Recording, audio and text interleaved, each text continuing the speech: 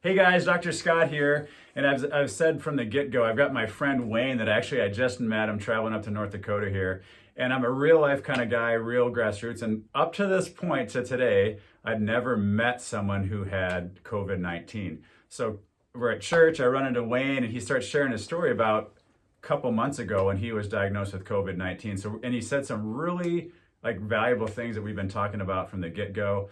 And so he's going to share his story a little bit about leading up to his diagnosis and in his recovery, what it took to get there and whatnot. So, Wayne, go ahead and tell us what day you came down with COVID-19.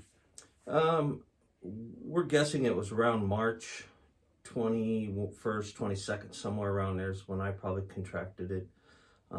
My daughter and my wife had it first, and they were on about day 4 or 5, and they were starting to recover when I started to get sick.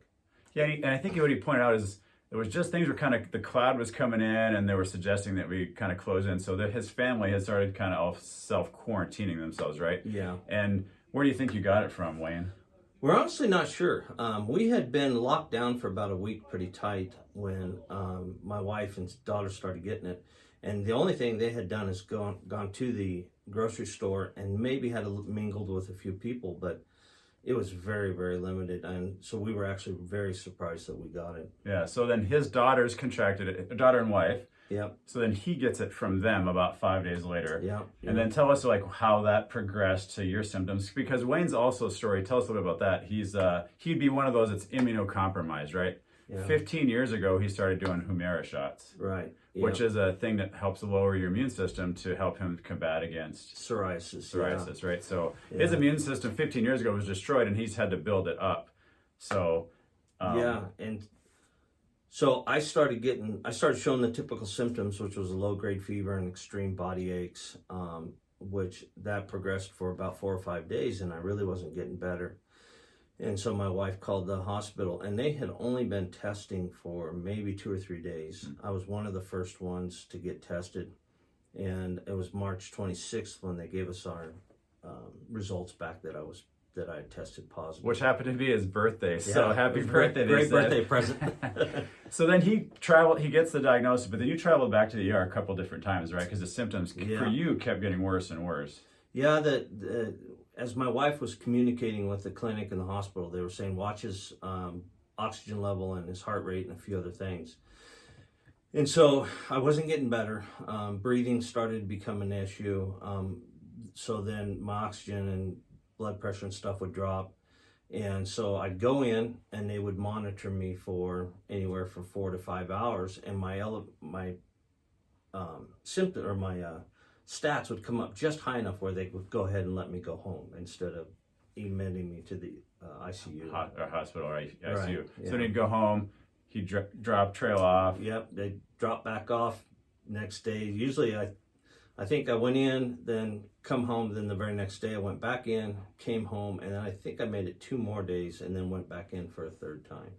And he was saying during that time, about a 2-week span, you were really bad, right? Yeah, I honestly don't remember much. It was a fog. I mean, because it just knocks you down so bad that you just lay in bed, go to the bathroom, go to the hospital. That was about it for 2.5 weeks. So yeah. And he had shared with me earlier too that he'd had battled pneumonia and bronchitis in the past. And how would you compare these symptoms of pneumonia and bronchitis you've had you said for a decade at least? Yeah, I've shared this before too. It's just a totally different bug. You know, at least with pneumonia or bronchitis, when you get the aches and the fevers and stuff like that, the Tylenol, Advil, offsetting back and forth would help with those symptoms, help with the fevers. It didn't touch it. Nothing touched the fevers or the body aches. Didn't matter what I took or what I did. It just nothing did anything. Not like the pneumonia or the bronchitis. And he even said when he went to the ER the first 2 times, he kind of got almost like a lot of people have reported to me, you get treated not like a human. They kind of dance around you. They weren't sure what to do with him.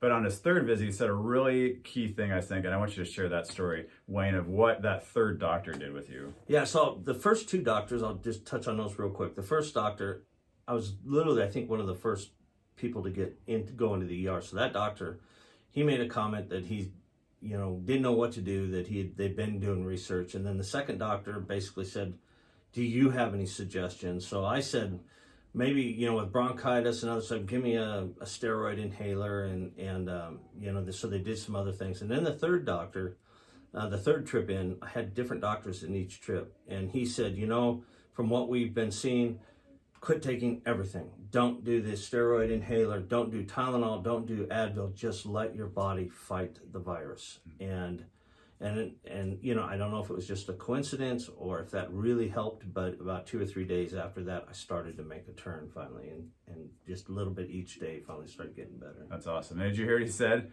Even the medical doctor said, get off everything, just let your body fight it. And I think Wayne, from what he shared, having fought a lot of stuff and suffered from the psoriasis, that his body was able to kick it to the curb. And also his kids who had symptoms, they weren't nearly as bad, recovered quicker.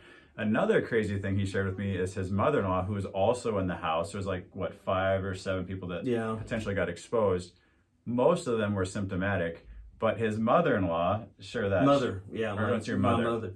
She's an ex-smoker. So as kids, we were all extremely worried that the pneumonia would set in on her lungs, because that's what seemed to really take people down, was the pneumonia part.